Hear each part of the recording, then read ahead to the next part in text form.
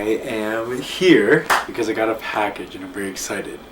So essentially this is going to be kind of progress, and I'm going to start filming this, but I do a flipping side hustle, but I only flip things that I do know.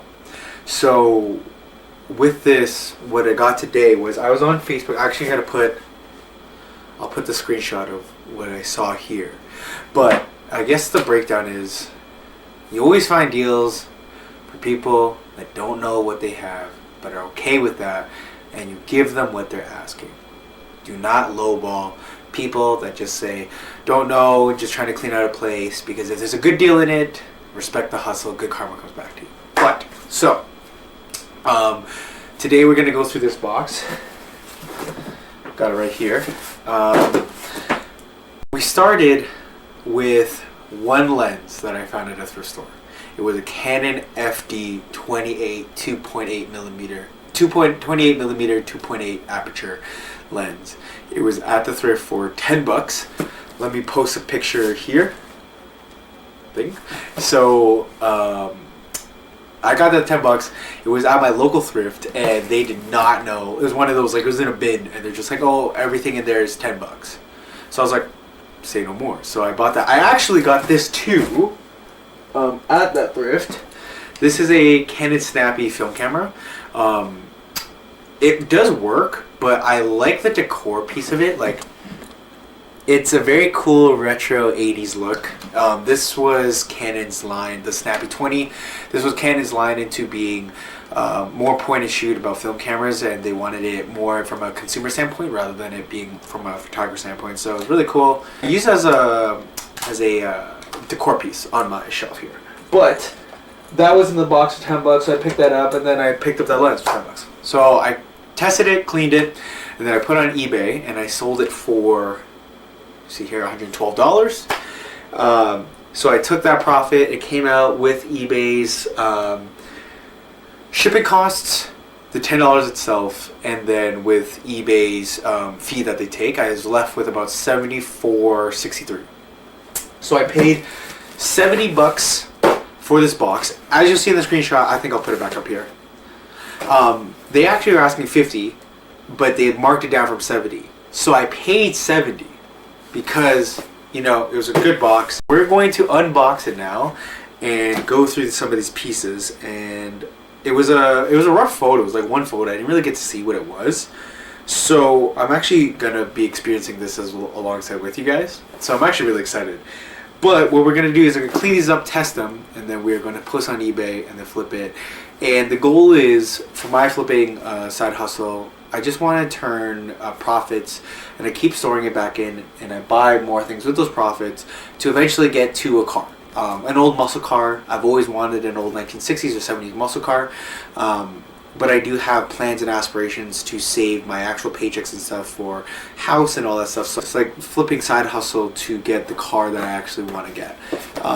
As you can see with the plethora of cars back here, I do love cars, but I want to be cognizant of spending your money wisely. So we are working extra hard, finding deals. I scroll on Facebook Marketplace all the time. That might as well use that. So if it takes me a couple years, whatever, so be it. It would be nice to know one day I started with $20. Right now we're about $713. We turned $20 to $713 over the last year.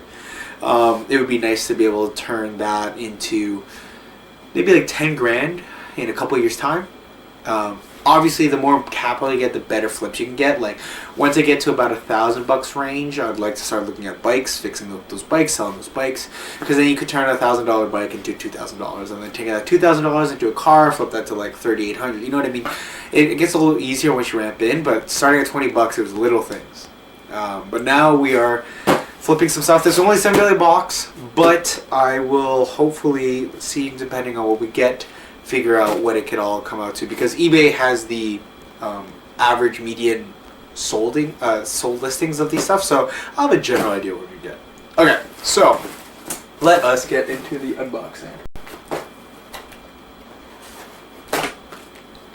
It'll look like posted it, just one of those didn't really know what she's looking at, but you know those ones on someone with Facebook Marketplace profile, they have a bunch of things that they're listing. It was one of those things that she was clearly just trying to clean out. So I stick to what I know and I flip what I know. I don't go anything outside of that. Okay. First initial impressions.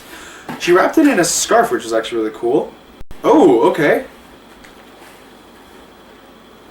Perfect. Okay, so I figured this was the one I was looking at.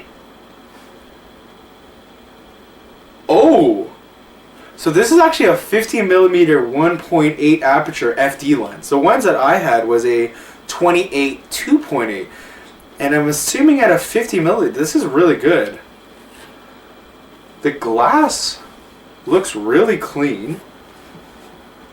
Obviously, gotta do more testing. Wow, this is actually really clean. So we got ourselves a 50 1.8 FD lens for old vintage cameras. It's got the lock still. Nice. So here's the first one. We'll put that down. Just a 50 Canon lens. Kind of, I guess, a little hard to see. I think I could definitely get about $70 for this. We'll see what the average listing price is, but it's really clean condition. There's no scratches on the lens, which is actually really impressive. But this box looks well taken care of, so I'm assuming it's probably her grandfather's or something like that. Smooth motion. Wow. Okay, right into it. Okay, let's get into the next thing. Next piece here, we have a Tamron 3.8 aperture 80 to 210 zoom lens here. So this is a CF lens. So interesting. So there might be different camera bodies in here because I'm noticing a CF and an FD, so different mounts. But interesting how the zoom mechanism looks back then. It's macro, but it's a slide motion and then you turn to focus. So this one doesn't have the lens cap, which we're definitely going to have to factor in flipping.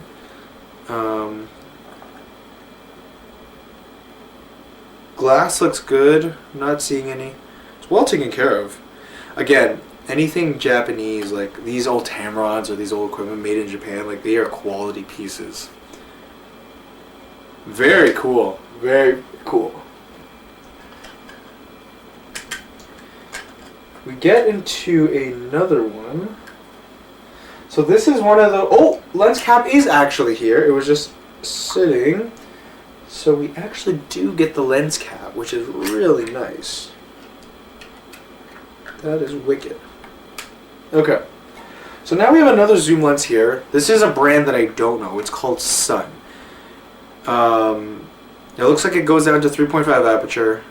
It's about a 26 to 80. So it's a good utility piece. 26 to 80 is actually a really good range that I like to use. I actually do like this. I've never heard of Sun though, so I am curious as to manufacturing all that. There's a bit of hazing and fluffing on the top lens, but nothing they can't fix. Yeah, it's a little... I have to use my tools to better clean it to get it. But this is a CFD mount, so this would go for an old Canon as well. It's very smooth, no clicks. Wow, like we are so far. I definitely made my money back. I do believe I made my money back just in that Canon 50 to 1.8, like a nifty 50, like an old FD nifty 50. So that's really cool. Very cool. Okay, so we got 3 lenses. Looking like some Canon lenses. We got this. I'm very impressed by this nifty 50. Oh, interesting. Okay, so this is a Soligar model C1TR, but what I'm seeing here is the AE1. So I'm assuming it's in reference to the Canon AE1, the 35mm SLR. So this looks like a bottom grip, but it's interesting. It has single shot continuous timed, and there's a timer here. Oh, so this attachment This is very interesting. Yeah, it's 4-prong pinned here, and it looks like there was actually a remote feature here. And I wonder if it comes with a remote, but this would have been a timer that you'd use on an old film camera you set up on a tripod, and you could actually use a remote to click it, and it has different features: 5 seconds, 30 seconds, 60 seconds, 5 minutes, which is very interesting. Which I wonder if a Canon AE1 is in this box, which would be wicked. That's like a it's like a maybe $100 camera depending on non-testing, depending on quality, but like 100 to 150. And to get his grip, additional accessories, that'd be a huge win. Right now, I don't know what this would fetch, especially if it don't have the remote in here. It probably wouldn't be worth a whole lot because it wouldn't have the remote. So we just have to scrap it essentially, or someone could just use it for parts additional. But to ship something like this, I'd probably be like null and void. So I hope there's in there, but we'll figure out what's in there. All right, so she wrapped in this scarf, which was so nice of her. Love that. But wow, guys, wow, guys, there is goodies. That was just a top lip. Look, there is some goodies in here. Holy shit. Holy shit, guys. Guys, I think if it's gonna take some time to flip some of these pieces, but I'm counting 3 camera bodies, 1, 2, 3, 4, 5, 6, 7 lenses, some adapters, some filter rings. This was someone's actual camera. I don't know why it was in a box, but this is like, I have a bunch of camera gear, as you guys know. I got a Super 8 film there. I got an old 8mm down there. All my camera gear is up there. I got camera gear on camera gear on camera gear on camera gear. My actual professional camera is in my closet in my camera bag. But non-testing, this is more than $70 if it's pieced out. I'm actually so excited. So okay, we'll save the camera buys for the end because it does look, a lot of them are like point and shoot film SLRs. Which isn't really great in the grand scheme of them because you obviously want the control, but very cool. Like, I see a Canon Rebel, an EOS Rebel in here, which is very cool. Okay.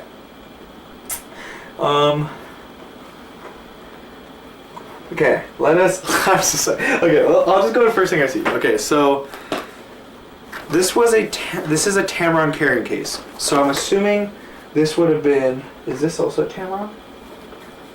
No, this is the Tonica. So I'm assuming this Tamron would have gone in here. So it's got its own carrying cases, which is really good for reselling when it actually comes with the original hardware. Yeah, that fits perfectly in there. Original Tamron box. Clean up this leather. Comes with the zoom lens. Win. So we'll piece these together. Okay, so we got the 80 to 210mm in here for the Tamron. We have this zoom lens, which is very interesting. What I'm seeing here is a 300. So this is probably a 70 to 300. Yeah, this is a 7300. It's a Tokina. Tokina is one of those brands I didn't do my research on, but I don't know if it's good hardware or not. Right now, it clicks well. The glass looks really good. I think all this was well taken care of. I think this was just in someone's attic and they just didn't know what to do with it. But all these pieces, very minimal scratching, very no denting or any indentation on the caps. Even the plastic, there's no cracks or scratches. Generally, a lot of these pieces with wear, some of the gauges you'd notice some dings, scratches. It comes with these things, but this is a beautiful piece. I just don't know what these things fetch. A lot of my camera expertise is in the digital space, vintage camcorder, stuff like that. But when it comes to actual like film SLRs, I don't know too much about. But I know that anytime it says made in Japan, it's still worth quite a bit just because the build quality was so impeccable, right? Like, that was the beauty of these things. it has such a good weight to it. And then with that weight, the construction, the actual materials that they use was perfect. I love it. So I'm gonna have to do some research here. Okay. We got a camera with a Vivitar 550 FD film speed light, which is good. Don't know much about these lights, especially these old lights. These are probably one of the things I'm gonna have to package together, but it's for something that's plastic body. No dings, no scratches. I'm honestly shocked. I'm very shocked. I love when you find a good deal. When you find a good deal, this is amazing. Lights don't really go for a whole lot. This doesn't feel like the original thing because it's not even closing properly. So I gotta find the case that this does go for. We're getting into a couple prime lenses here that I've noticed, which is crazy because prime lenses are just staples, right? Okay, so this is a non-brand. This is a Kiron. I don't know anything about Kiron. It's a 28mm down to an f2, which is a very good prime lens. This one definitely has a bit more wear. This one definitely has some cleaning that it needs.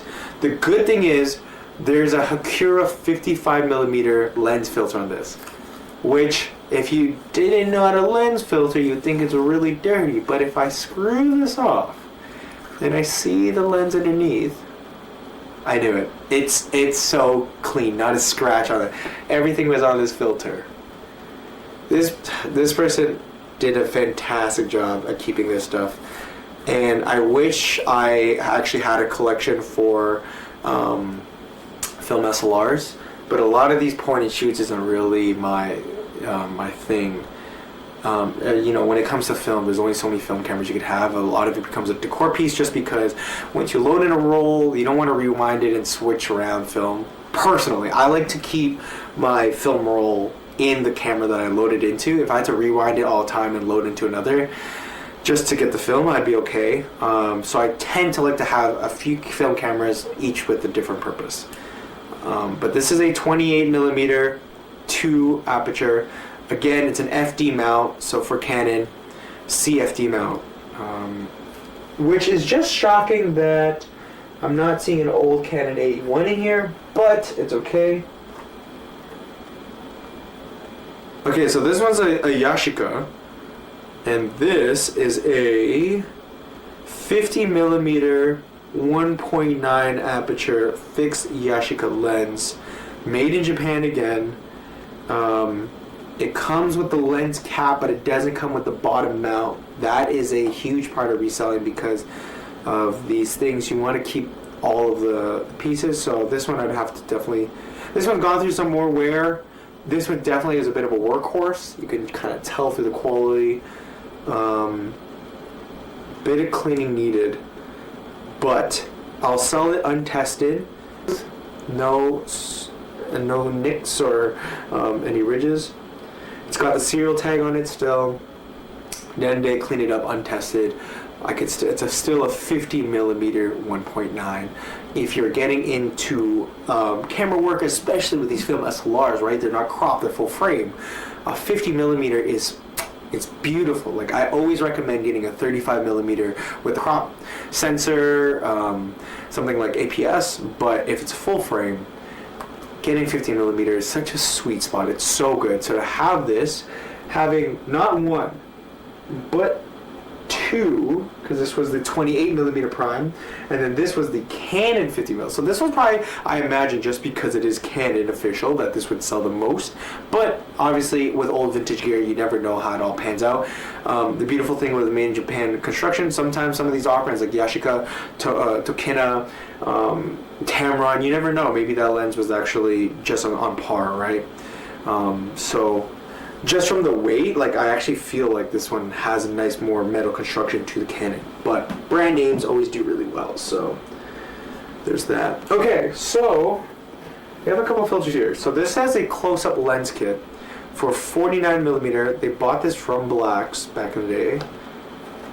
Still got the original box, which is always cool. Old camera come in the original box. I'm assuming these are lens filters. Given close-up lens set. Ace, like, kind of a, it's like a faux leather.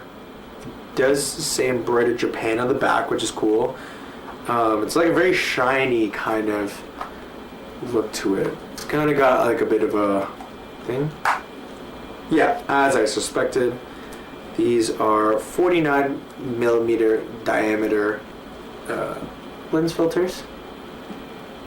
So, oh, these are actually, oh, these are magnifiers. So what this is you put this on the lens filter and it'll actually increase the focal length from initially to whatever this is. So, yeah, this is a +3 close-up filter lens from Blacks.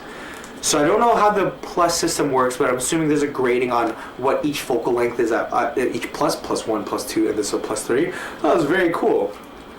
And then this one, I'm assuming it's still in the plus. So this is a +2. Yeah, so this set has +1, +2, and then I'm assuming this is the +1 right here.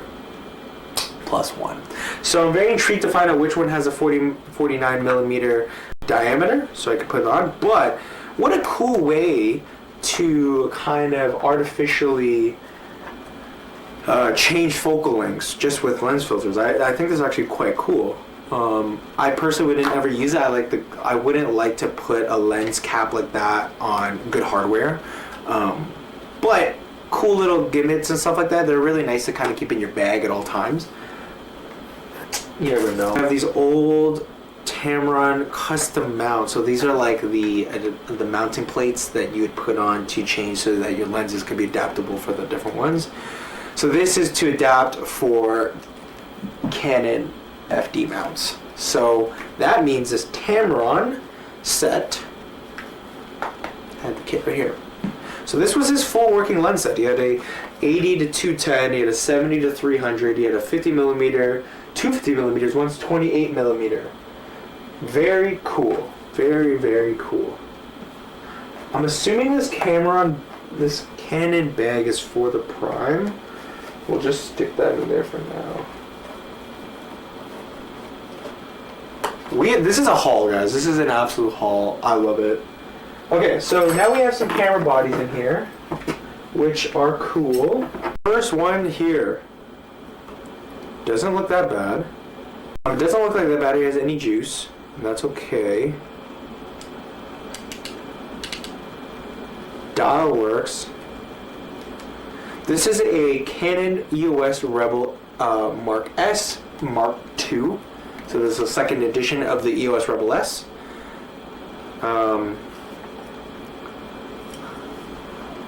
Glass in there looks good still. No cracks, no nothing. So very exciting.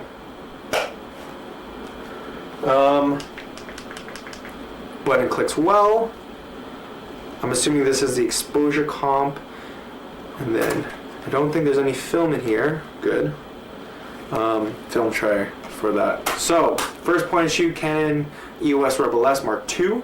I can't imagine this fetching more than, like, I wouldn't pay more than probably 25 bucks, but very cool, especially since the battery's on test. I can't guarantee that the shutter's working, but the way that it feels and the construction, I can't imagine that it doesn't. If I can't flip it, again, I do love these as decoration pieces because it's film cameras. They're so cool. So the Canon EOS Rebel. Now we're getting into, this one's interesting. This grip definitely had some wear and tear, so this was on a, definitely used. Not loaded with any film, but the film tray still looks good. This is a Minolta Maxim 3XI. Not seeing the front cap, which is not good. We definitely want the front caps. It's got the tray that you could use for the additional lights. It's kind of got a interesting, it's like a just a quick to turn on and off. It's just here. It's like a lock and on position. This button, it doesn't feel great. If I'm being honest with you, like, I don't think this would fetch anything. It feels poor, personally. Like, the quality doesn't feel that great.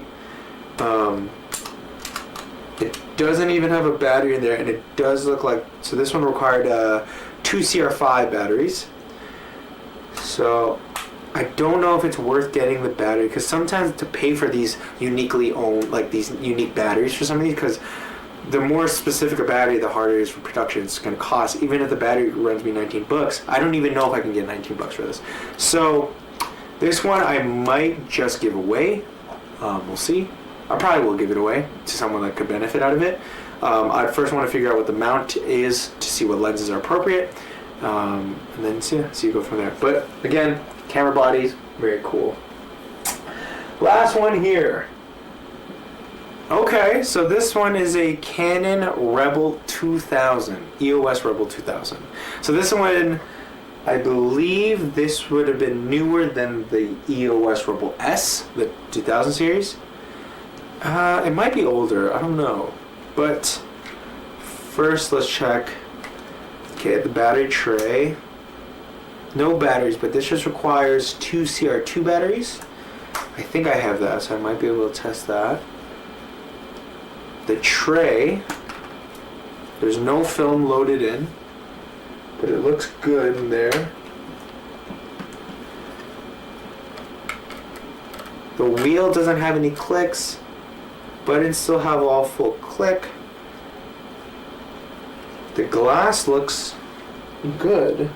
So interesting. Again, these are ones where I don't think I'm going to make any money off of these camera bodies, especially the fact that this doesn't actually have the front plate, which I don't like. The only one that does is this Canon EOS Rebel. So this one I might be able to flip for something. At the end of the day, it's still small enough that if I ship it, it would probably only be about 10 bucks to ship this in a package. So even if I get 20, that's still $10. You know what I mean? But these two will probably not go. I'll do some research on them, but they feel flimsy. They don't feel well. So once I do some research on it, I'll probably give these away. And maybe someone that wants to start getting into film will get the first free camera for free. I mean, they're not great, but if you want to pay for the batteries and get a lens, go for it. I'll give you this for free.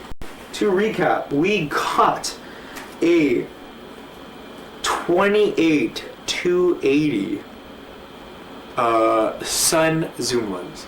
Then we got this 70-300 Tonica lens. Very cool, 2 lenses there. And then to wrap it off, we got the Tamron 80-210 lens. Comes with a carrying case. This will probably fetch me a little bit more than it comes with the carrying case. Then we got a Yashica 50mm 1.9 for the Canon FD mount. Then we have this 28mm Kino, or no, 20mm Curon 20mm f2 mount, also for FD. And then we have our saving grace. Probably what's gonna, I imagine either the Tamron or this will fetch me the most. This Canon Nifty 50 1.8 FD mount lens. Very cool. We're gonna throw it with this Canon carrying case. And then see how that goes forward. So what we're gonna do now is we're going to clean all these up, disinfect it, make sure they're properly detailed with tools. Then we're gonna take some time, research it on eBay, see what the market value is. Then I'll kind of put at the end of this video a bit of a projection of what I think I should get. And then it's just a matter about posting them, taking some good quality photos, which I will take tomorrow because I'm going to use my professional camera to take photos of these. The better the quality of the photo on eBay, the better it is. So yeah, we're going to go through all that and then hopefully use that money to keep flipping so I can get my dream muscle car, which will be so awesome. But again, Facebook scrolling, it's what I love to do. It's what I do to my pastime. So we are taking profits, investing it back. But it's crazy that we took a $10 Canon lens And now we turned it to this, which we hopefully could turn into maybe a couple $100, and then flip that more. So it's pretty late, but we went through the entire box and we parted it out. What I did, I always use eBay, and then I'll check the sold sections, and then what I'll do is I'll reference a few of them just to get, and then I'll do a median cost average. So out of conservative figures, I put all the items here, right?